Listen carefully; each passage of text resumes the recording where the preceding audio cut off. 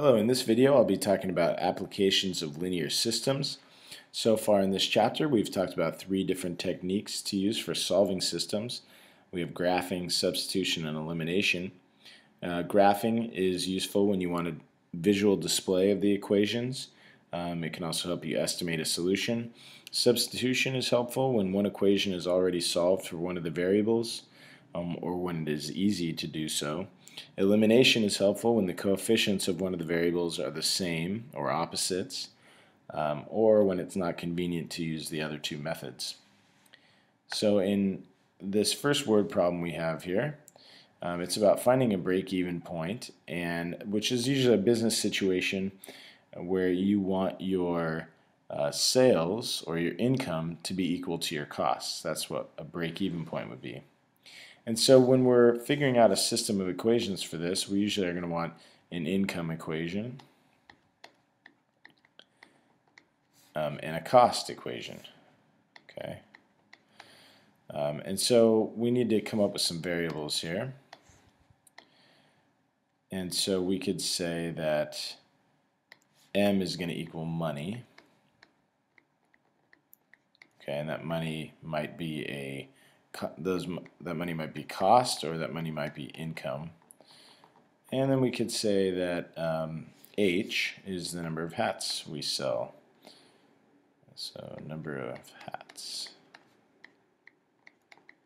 And I guess technically you could say the number of hats we sell or make.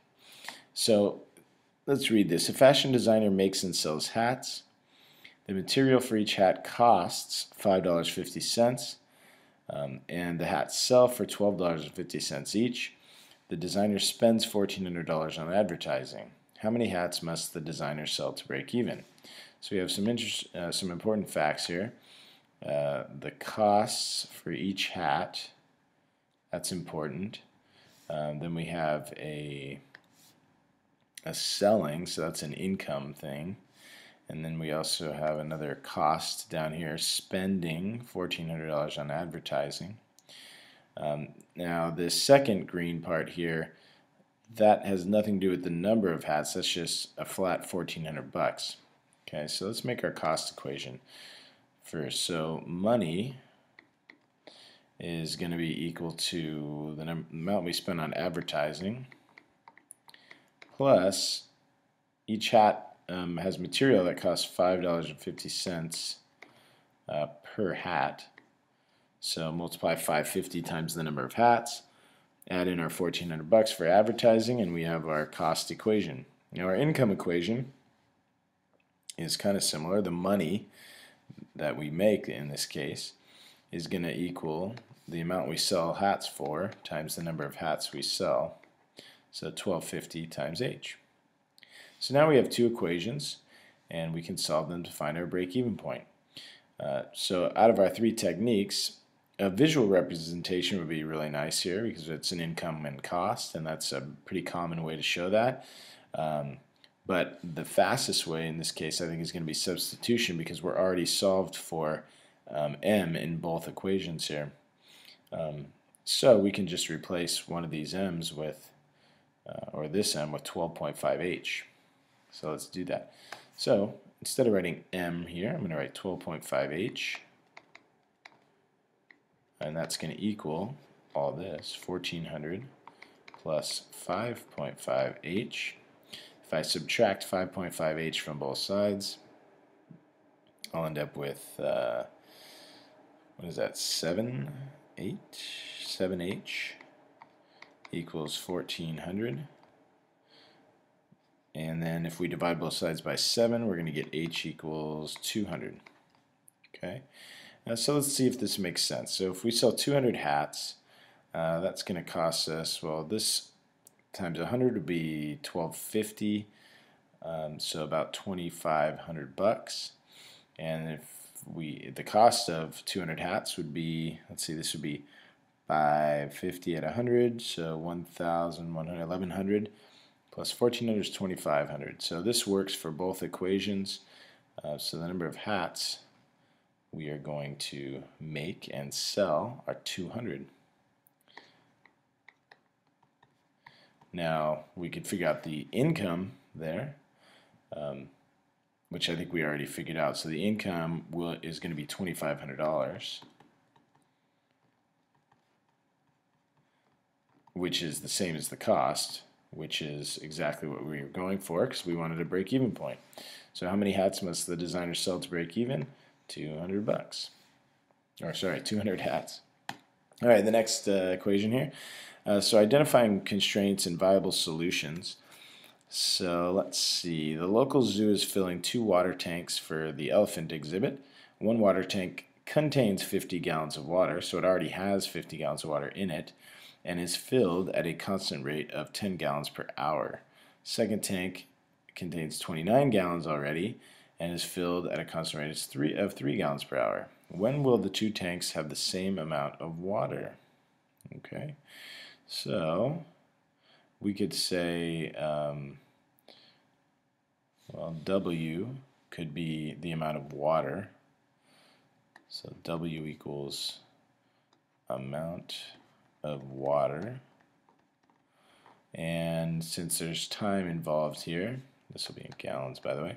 Since there's time involved here, let's have T. So T equals time, obviously, and in hours. Okay, so we could say we can make an equation for each tank. So one water tank contains 50 gallons of water, so the water equals 50 plus an extra 10 gallons per hour, so 10H. I don't need those parentheses, not sure why I did that. And then for the other tank, the water is going to equal 29 plus 3H. Okay, again, this looks like a nice substitution problem. So 50 plus 10H is going to equal 29 plus 3H. So I'll just write that here. 50 plus 10H is going to equal 29 plus 3H. So I'm going to combine all these all these like terms. So I'm going to subtract 3H from both sides. So now I have 50 plus 7H equals 29. I'm going to subtract 50 from both sides, so we'll have 7H equals negative, not 31, negative 21. There we go. And I'm going to divide both sides by 7, so we're going to get H equals negative 3. Okay, so let's see if that makes sense. When will the 2 tanks have the same amount of water? In negative 3 hours. So the title of this section here is Identifying Constraints and Viable Solutions. Well, if we think about it, this tank already had more water than this tank, and it's filling faster. So it's actually, this second tank is not catching up. It's actually getting farther behind.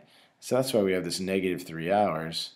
So 3 hours ago, they would have had the same amount of water, but right now and forever, they will not have the same amount of water. So this was kind of a trick question, but the importance of it is that when you get a solution that doesn't seem to make sense, like time being 3 hours ago or negative 3, then it's good to look at the problem and see if you've made a math mistake or if the problem can't be solved, which is correct in this case. We're going to talk about solving a wind or current problem.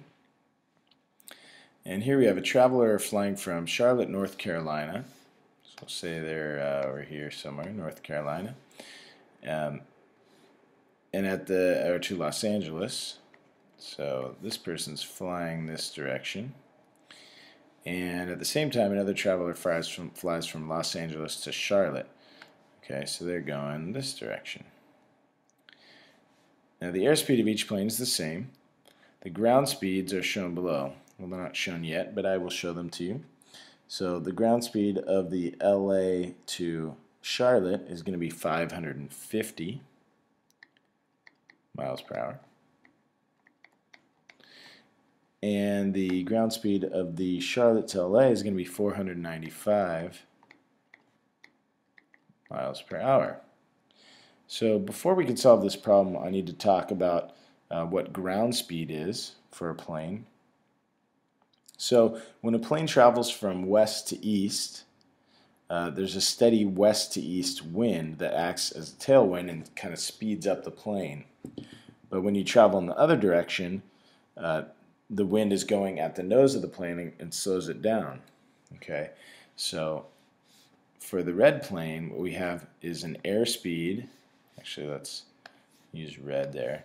So airspeed plus wind speed equals ground speed. Okay. So the airspeed is the speed of the plane, like the engines of the plane. So we call that airspeed. The wind is obviously the speed of the wind.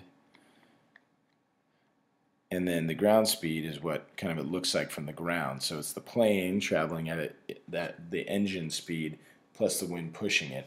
Now, if you're the blue, the North Carolina to LA, the wind acts against you. So you have the airspeed of the plane, of the engines of the plane, minus the speed of the wind is going to be the ground speed. Okay. And so what we can do is, if we know that the airspeeds of the plane are the same, and we need to find out the airspeed and the wind speed, we can use the ground speed to figure that out. So we know that for the red plane, A plus W equals the ground speed, which is 550.